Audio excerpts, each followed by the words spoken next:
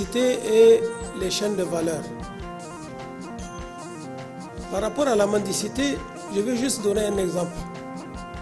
En prenant un exemple, la ville de Niamey, qui est la capitale et qui est hyper fréquentée, au sein de laquelle se tiennent des grandes conférences, des grands débats. Et quand vous sortez dans la ville de Niamey aujourd'hui, vous avez des difficultés à circuler tellement des gens sont là entassés au bord du goudron en train de mendier. Et la plupart de ces gens-là qui mendient ne sont pas dans la nécessité, ne sont pas des nécessités.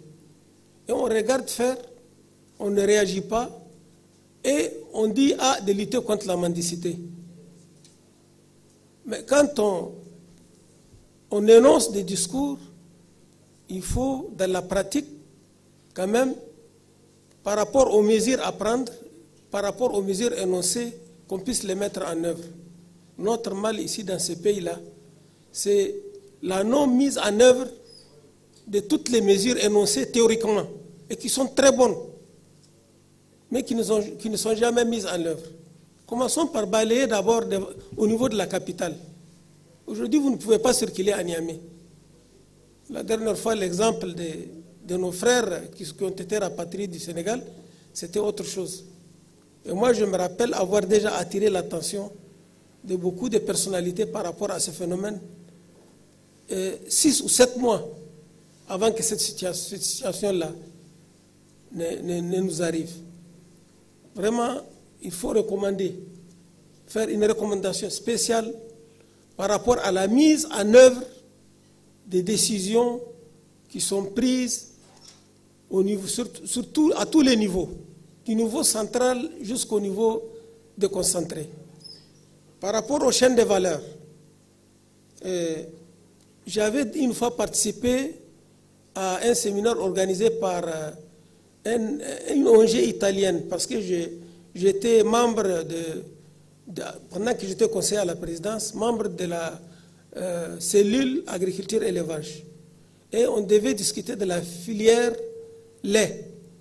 Mais la plupart des intervenants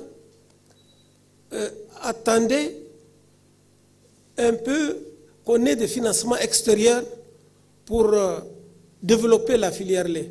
J'avais levé la main et j'avais donné un exemple. J'ai dit, moi je suis de la région de Difa, qui est une région agro-pastorale. Et il y a des moments de l'année où le lait est même versé par terre.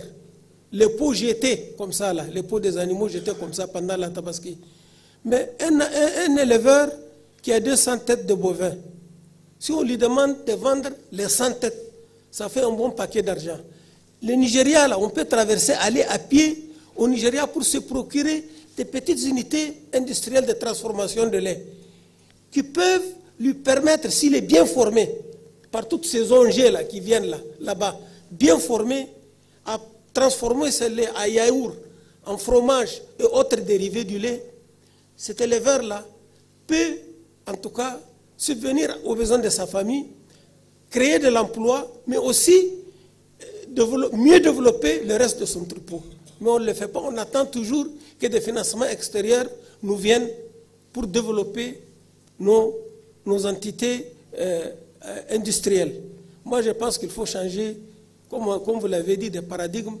Commencer d'abord par la mobilisation de nos efforts localement. Amener nos gens à savoir qu'il y a des richesses localement.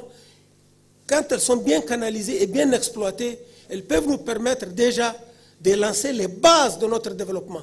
Quitte à ce qu'après, on aille vers les bailleurs et qu'on demande encore plus. Et ça va même les mettre en confiance et les motiver à venir nous aider davantage.